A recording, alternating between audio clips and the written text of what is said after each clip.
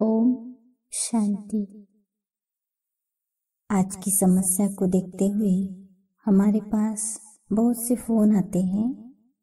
उसमें से एक फोन कल आया। एक माता जी रो रहे थे। वह 10 साल से इस ईश्वरीय ज्ञान को सुन रही है, लेकिन आज जो परिस्थिति विश्व में छाई हुई है, इसे देखते कौन नहीं डरेगा। डर स्वाभाविक है, लेकिन डरने से, चिंता करने से या रोने से हम कुछ बदल सकते हैं? इस समय हमें अपने मनोबल को बढ़ाना होगा। अच्छा चिंतन, शुभ भावना, शुभ कामना रखनी होगी। मेरा इस माँ से यही सवाल था, आप कैसे जीवन चाहती हो? तो जवाब था अच्छा। जब हमें अच्छा जीवन चाहिए तो हमारे विचार कैसे होने चाहिए? तो कहती है अच्छे, लेकिन कर क्या रही है? चिंता, फिक्र और डर के विचार क्रिएट कर रही है। तो बात ऐसी होती है कि हम किचन में बनाएंगे बैंगन और थाली में चाहेंगे पनीर, तो ये कैसे हो सकता है?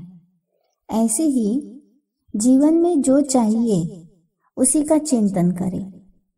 आज चारों ओर का जो वायुमंडल है, यह माताजी देखकर बहुत परेशान हो गई है।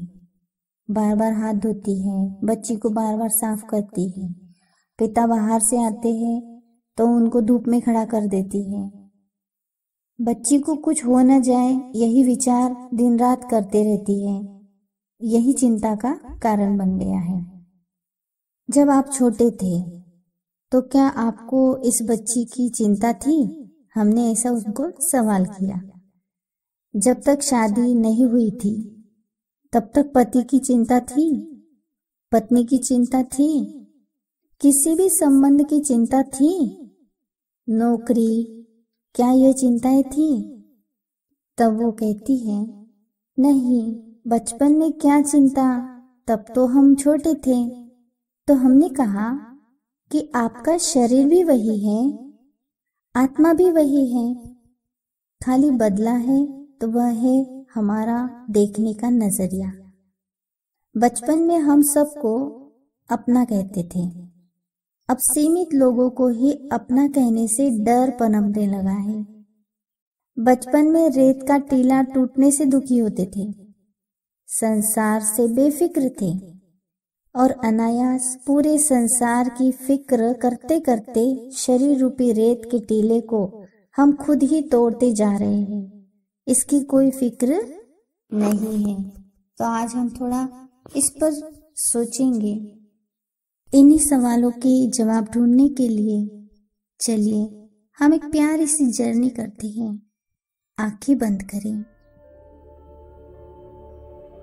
और रियलाइज करें, हम जब छोटे थे, 2-3 साल के थे, क्या तब ये बेटी थी?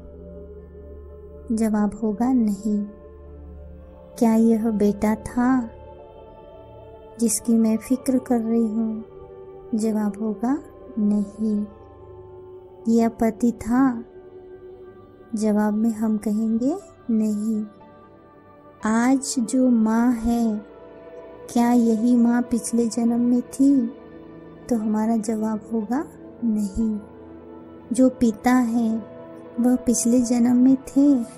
तो हम क्या कहेंगे? पता नहीं। तो गलती कहाँ हो रही है? सब थे, भिन्न भिन्न नाम रूप से, क्योंकि आत्मा अजर, अमर, अविनाशी है। वह न मरती है, न जलती है, न कटती है, न डूबती है। आत्मा एक ऊर्जा है। वह सदा से थी और है और रहेगी। हमारे साथ जो आज है, जो कल नहीं रहेंगे, वह फिर भी दुनिया में भिन्न भिन्न नाम रूप से रहेंगे।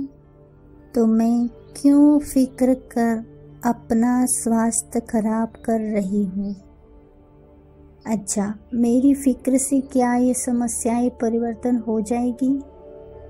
अगर हो सकती है तो फिक्र करना जायज़ है, लेकिन कुछ भी परिवर्तन नहीं हो रहा है तो क्यों न हम प्रभु चिंतन करें, सदा ही शुभ भावना रखें, सबके लिए एक जैसा विचार रखें कि सबका भला हो। तो इस सत्य को हमें स्वीकारना होगा। सुनने में थोड़ा मुश्किल लगता है, लेकिन यही सत्य है कि ना आज तक कोई मरा है और ना ही मरेगा। सब अपना पार्ट बजा रहे हैं। इसके लिए अपने प्यारे स्वरूप में हम टिक जाएं। आओ थोड़ा चिंतन करें, मैं कौन हूँ, कहाँ से आई हूँ। ये जो मेरे साथी हैं वह सब कहाँ से आए हैं। इनके प्रति शुभ सोचे। मैं एक आत्मा हूँ, भ्रुकुटी मध्य में विराजमान। मेरे साथी, मेरे परिवार वाले मेरी तरह ही आत्मा है।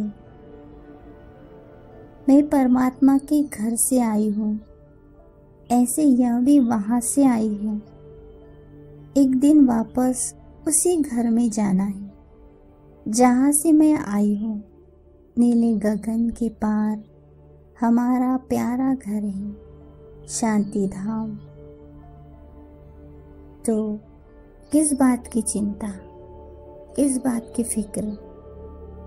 इसी चिंता को मिटाने के लिए हम उस प्रभु पिता का सहारा लेंगे।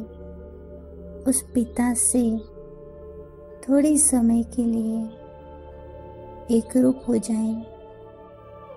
निरंतर अपने मस्तक पर उस परमात्मा की छत्र छाया की अनुभूति करें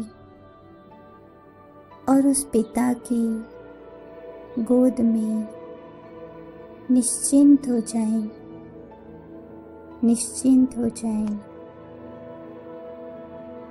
ओम शांति।